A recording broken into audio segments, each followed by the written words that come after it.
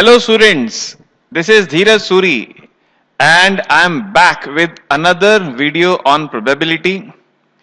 तो बच्चों आज फिर से हम लोग एक और टॉपिक पढ़ेंगे प्रोबेबिलिटी का। अब तक हम 4 वीडियोस प्रोबेबिलिटी के देख चुके हैं, ये 5th वीडियो है। अगर आपने फर्स्ट 4 वीडियोस नहीं देखे हैं तो पहले फर्स्ट 4 वीडियोस को देख लीजिए। आज बच्चों हम क्या पढ़ने जा रहे हैं? आज हम पढ़ने जा रहे हैं एक कंसेप्ट जिसका नाम है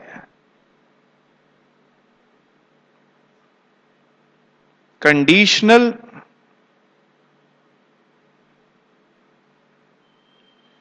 प्रोबेबिलिटी। क्या पढ़ेंगे जी आज हम पढ़ेंगे कंडीशनल प्रोबेबिलिटी। तो आइए पहले एक बार इसको फॉर्मली डिफाइन कर लेते हैं। क्या है जी कंडीशनल प्रोबेबिलिटी का मतलब? आइए देखते हैं।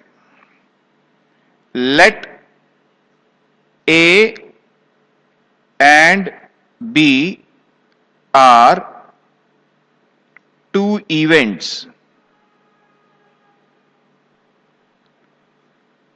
associated with a random experiment such that event B is not a null set. B null set नहीं है, ठीक है। Event B is not a null set. The probability of event A when event B has already occurred is called conditional probability.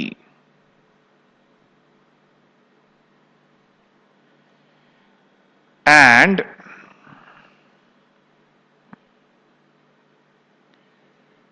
it is denoted as probability of A/B। ठीक है जी। देखिए ये तो एक डेफिनेशन की बात हो गई। क्या डेफिनेशन है जी? मोटे तौर पे समझे डेफिनेशन ये है कि अगर इवेंट बी ऑलरेडी अकर कर चुकी है तो उसके अकर करने के बाद ए के होने का जो चांस है, इवेंट ए के होने का चांस, वो है कंडीशनल प्रोबेबिलिटी ऑफ ए। ये जो सिंबल लिखे हमने P A/B, इसका मतलब क्या है? इसका मतलब है probability of event A when event B has already occurred. आप कहेंगे सर बहुत भारी भरकम शब्द यूज कर लिया आपने, ये क्या लिख डाला है जी? मैं आपको देखिए अब आसान भाषा में पहले इस बात को समझाने की कोशिश करता हूं ताकि आप समझ पाए जो मैंने लिखा है सबका मतलब क्या है। मान लो बच्चों कि एक बैग के अंदर 10 रेड बॉल हैं, 10 ब्लू बॉल हैं और 10 ग्रीन बॉल हैं।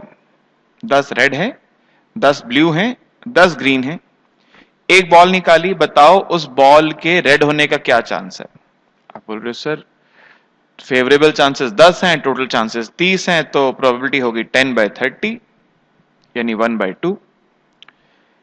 अब मैं कहता हूं देखो जो बॉल हमने निकाली है वो ग्रीन नहीं है, वो बॉल ग्रीन नहीं है, ये मुझे पता है कि वो बॉल ग्रीन नहीं है। अब उस बॉल के रेड होने का क्या चांस है? आपको ये बात तो थोड़ी सी आसान होगी। अगर वो बॉल ग्रीन नहीं है तो या तो रेड है या ब्लू है।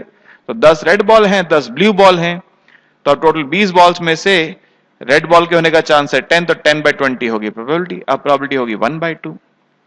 तो यानी अगर मुझे एक कंडीशन गिवन है तो उस गिवन कंडीशन के बेसिस पर प्रोबेबिलिटी हमने जो निकाली है वो चेंज हो गई है, राइट? तो ये कंसेप्ट क्या है कंडीशनल प्रोबेबिलिटी का? किसी एक इवेंट के होने का चांस जब दूसरी इवेंट ऑलरेडी अकर कर चुकी है, उसको बोलते हैं हम कंडीशनल प्रोबेबिलिटी। तो अब आइए देखते हैं बच्चों कि कंडीशनल प्रोबेबिलिटी निकालने का हमारे पास फॉर्मूला क्या है, कैसे निकालते हैं हम कंडीशनल प्रोबेबिलिटी। देखिए, if I have to find probability of A when event B has already occurred, तो यहां पे जो इवेंट B है वो आपका सैंपल स्पेस बन गया है बेसिकली। जब B ऑलरेडी अकर कर चुकी है तो B जो है उसी ने आपका सैंपल स्पेस को डिफाइन कर दिया। तो P A ऑब्लिक B क्या होगा? Probability of A and B divided by probability of B। So this is the formula which is used to find the conditional probability, right? जैसे मैंने जो कहा कि B अब आपका सैंपल स्पेस बन गया, आइए समझते हैं जरा उस बात को। इनिशियली ये मेरा सैंपल स्पेस है, ये पूरा जो रेक्टेंगल आपको नजर आ रहा है ये पूरा मेरा सैंपल स्पेस है। This is event A, this is event B। ये इवेंट A है मेरे पास और ये इवेंट B है मेरे पास, राइट? ये इवेंट A है, ये इवेंट B है। अब आपसे कहा जाए कि जी इवेंट A की प्रोबेबिलिटी क्या है, तो A में जो एलिमेंट्स आ रहे हैं फेवरेबल चांसेस डिवाइड बाय पूरा सैंपल स्पेस टोटल चांसेस। ये तो नॉर्मल सिचुएशन हो गई। लेकिन कंडीशनल में क्वेश्चन कह रहा है आपको कि B ऑलरेडी अकर कर चुकी है। जब B ऑलरेडी अकर कर चुकी है तो आपका सैंपल स्पेस अब यह पूरा रेक्टेंगल नहीं है, अब आपका सैंपल स्पेस सिर्फ ये सेट है, सेट B। अब क्वेश्चन कहता है कि अब बताओ कि A के होने का चांस क्या है। A के होने का अब सिर्फ यही चांस है, this is favourable chance divided by total chance. और देखिए तो एक क्या है जो शेड किया मैंने, what is this? This is probability of A and B और टोटल क्या है? पूरा सेट B, राइट? तो कंडीशनल प्रोबेबिलिटी में अगर हमारे पास एक इवेंट ऑलरेडी अकर कर चुकी है तो उस इवेंट के अकर करने के बाद दूसरी इवेंट की प्रोबेबिलिटी निकालने का फॉर्मूला क्या है जो आपको सामने स्क्रीन पे नजर आ रहा है। P A oblique B is equal to probability of A and B upon probability of B। Clear है जी बात? ठीक है, चलिए अब रोज की तरह हम लोग जैसे हमेशा क्लास में पहले एक कंसेप्ट सीखते हैं, उसके बाद उसके ऊपर बेस कुछ क्वेश्चंस करते हैं। तो आज भी मैं आपको कुछ क्वेश्चंस अभी डिस्कस करता हूं आपके साथ। मैंने कुछ क्वेश्चंस कलेक्ट किए हैं, एक एक करके आपके साथ डिस्कस करता हूं, ठीक है जी? तो देखिए बच्चों, एक एक क्वेश्चन आपके सामने है, बहुत बेसिक क्वेश्चन से स्टार्ट कर रहा हूं मैं आपके साथ इस टॉपिक को। देखिए जी क्वेश्चन में क्या गिवन है मुझे, क्वेश्चन कह रहा है पी ए गिवन है 0.4, पी बी गिवन है 0.35, P A union B given है 0.55। Find conditional probability of event B when event A has already occurred. तो पी बी ऑब्लिक ए निकालने के लिए फॉर्मूला क्या लगेगा? फॉर्मूला लगेगा P B and A upon P A, P B and A upon P A, क्योंकि A नीचे है यहां पे। तो मुझे पहले पी बी एंड ए चाहिए। आप जानते हैं probability of A union B क्या होता है? एडिशन थ्योरम की क्लास आपने की है, नहीं की तो अगर लेक्चर 4 जो है हमारा वो देखिए, उसमें हमने एडिशन थ्योरम समझाया है आपको। तो क्या होगा पी ए यूनियन बी, ये है P A plus P B minus probability of A intersection B. What is P A? P A है यहां पे 0.4, पी बी है 0.35 और पी ए यूनियन बी है मेरे पास 0.55। I have to find probability of A and B. So what is probability of A and B? ये बन जाएगा बेटा आपका 0.75 माइनस 0.55 यानी 0.2। और जैसा आपने आज सीखा मेरे साथ अभी, what is probability of B when A has already occurred? ये होगा probability of B and A upon probability of A, ठीक है जी? What is P B and A? अभी निकाला आपने, वह 0.2 और पी ए कितना है? पी ए आपको क्वेश्चन में गिवन है कितना? 0.4। तो 0.2 अपॉन 0.4 यानी आंसर कितना आ गया? 0.5। बहुत बेसिक सा क्वेश्चन था आपके लिए, राइट? ठीक है जी, कोई दिक्कत? चलिए बच्चों अब एक और क्वेश्चन देखिए जरा मेरे साथ। देखिए यहां पे आपको क्वेश्चन में पी ए दिया हुआ है, पी बी दिया है, पी बी ऑब्लिक ए दिया है। क्वेश्चन कह रहा है find P A and B, P A oblique B और पी ए यूनियन बी। देखिए आप जानते हैं probability of B oblique A क्या होगा? पी बी ऑब्लिक ए होगा P B and A upon P A। इसका मतलब ये हुआ we have the value of P B oblique A 0.4, we don't know what is P B and A, but question has provided us the value of P A which is 0.8. This means probability of B and A would be 0.8 into 0.4, that is 0.32। तो P B and A क्या हो जाएगा, 0.8 into 0.4 यानी 0.32 हो जाएगा। ठीक है, second part पे अगर आप आ जाएं, आपको कह रहा है अब आप बताइए P A ऑब्लिक B, तो P A ऑब्लिक B क्या होगा, P A ऑब्लिक B होगा बच्चों probability of A and B upon probability of B। Simple formula application है सिर्फ ये। तो P A एंड B मैंने अभी निकाला है, कितना आ रहा है 0.32, और P B निकाला आपने, वो आ रहा है 0.5, राइट। तो what is this value 0.64, 0.32 upon 0.5 करेंगे कितना आएगा 0.64। और इस क्वेश्चन का थर्ड पार्ट क्या कह रहा है, find P A union B। Probability of A union B क्या होगा, it is probability of A, addition theorem लग रही है, plus probability of B minus probability of A and B। P A we already know it is 0.8, it is given in the question. P B is also being given 0.5, and P A and B we have found out it is 0.32, right? So what is A union B? I think it is 0.98, very close to 1. It's highly likely that one of the two events will happen, either A or B, क्योंकि answer यहाँ पे P A union B का 1 के बहुत नजदीक है। I am saying highly likely, I am not saying it is sure event. 1 होता तो श्योर इवेंट कह देता। ठीक है जी, बात क्लियर। तो ये सेकंड क्वेश्चन। तो देखिए बच्चों, एक क्वेश्चन और है हमारे पास। क्वेश्चन कहता है a die is rolled if the outcome is an even number, what is the probability that it is a prime number. अब देखिए ये स्टेटमेंट प्रॉब्लम्स में ना हमें ये चेक करना है पहले कि यहां पर एक इवेंट जो गिवन है वो क्या है और जो निकालनी है वो क्या है। पहले तो ये अभी आपको तय करना होगा कि ये क्वेश्चन कंडीशनल प्रोबेबिलिटी का है या नहीं। पता कैसे चलेगा कि एक इवेंट ऑलरेडी आपको दी है कि ये तो हो चुका है, और उसके बेस पे दूसरी इवेंट आपसे पूछ रहा होगा। जैसे यहाँ पे क्या कह रहे हैं, if the outcome is an even number, ये तो मुझे पता है कि जो आंसर आया वो इवन नंबर ही है, what is the probability that it is a prime number. तो देखिए पहले मैं एक इवेंट डिफाइन करता हूं। पहली इवेंट क्या है, कहता है आपको आउटकम इज इवन नंबर।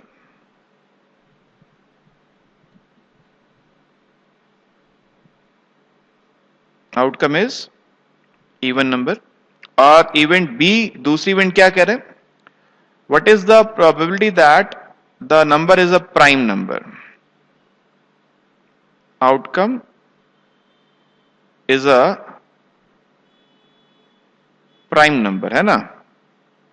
अब मुझे यहां पर क्या गिवन है, ये गिवन है कि आउटकम इवन नंबर है, ए गिवन है, और मुझे क्या फाइंड आउट करना है, मुझे फाइंड करना है कि वो नंबर प्राइम नंबर ऐसी क्या प्रोबेबिलिटी है। That means I need to find probability of B oblique A. थोड़ी जगह छोड़ी, मैं वहां पे कुछ लिखूंगा अभी। देखिए probability of B oblique A I have to find, ये मुझे मालूम करना है ना। Probability of B oblique A क्या होता है फॉर्मूला जी, ये होता है probability of B intersection A divided by probability of A. ठीक है, तो यानी मुझे यहां पे दो चीजें चाहिए, एक मुझे चाहिए प्रोबेबिलिटी ऑफ ए और दूसरा मुझे चाहिए probability of B intersection A. तो व्हाट इज पी ए क्या है जी, outcome is even number. Die में कितने नंबर होते हैं, डाई में नंबर होते हैं 1 2 3 4 5 6, इनमें से इवन कौन है, इवन है 2 4 6। आधा चांस इवन होने का, आधा चांस ऑड होने का है। तो इवन का चांस क्या है जी, इवन का चांस है 3/6 यानी 1/2। And what is probability of B intersection A, यानी एक ऐसा नंबर या ऐसे नंबर चाहिए जो इवन भी हो और प्राइम भी हो। ठीक है, प्राइम नंबर कौन से होते हैं बच्चों, प्राइम नंबर हम उनको बोलते हैं जो अपने अलावा किसी और से डिवाइड नहीं होते। ठीक है जी। तो दो इकलौता ऐसा नंबर है जो इवन भी है और प्राइम भी है। दो के अलावा बाकी जितने भी प्राइम नंबर है वो सब ऑड हैं। ठीक है, तो दो एक ऐसा अकेला नंबर है जो इवन भी है और प्राइम भी है। मैं ये डाई की बात नहीं कर रहा, इन जनरल भी दो अकेला ही ऐसा नंबर है जो इवन भी है और प्राइम भी है। ठीक है, दो के अलावा और कोई नंबर ऐसा है ही नहीं जो इवन भी हो और साथ साथ प्राइम भी हो। तो इवन एंड प्राइम होने का एक ही चांस है, और टोटल डाई में 6 में से कोई भी नंबर आ सकता है, तो 1/6 हो गई जी प्रोबेबिलिटी। राइट, तो what is P? B oblique A, formula मैंने लिखा था पहले, यहां पे वैल्यूज इंसर्ट करते हैं। पी बी एंड ए की वैल्यू आ रही है 1/6 और पी ए आ रहा था 3/6। अगर सिंप्लीफाई ना भी करूं तो if you cancel it out the answer is 1/3। ठीक है जी, क्लियर है बात? अब वैसे भी देख लीजिए डाई में प्राइम नंबर कौन से होते हैं। डाई में प्राइम नंबर होते हैं 2, 3, 5। अब ये सैंपल स्पेस बन गया मेरा, मैंने कहा जो इवेंट दी होगी वो सैंपल स्पेस बन जाएगा। अब सैंपल स्पेस ये बन गया 2, 3 या 5 आना। सॉरी, क्या गिवन है यहाँ पे, एक मिनट। इवन नंबर गिवन है जी, मैं प्राइम की निकाल रहा था प्रॉपर्टी।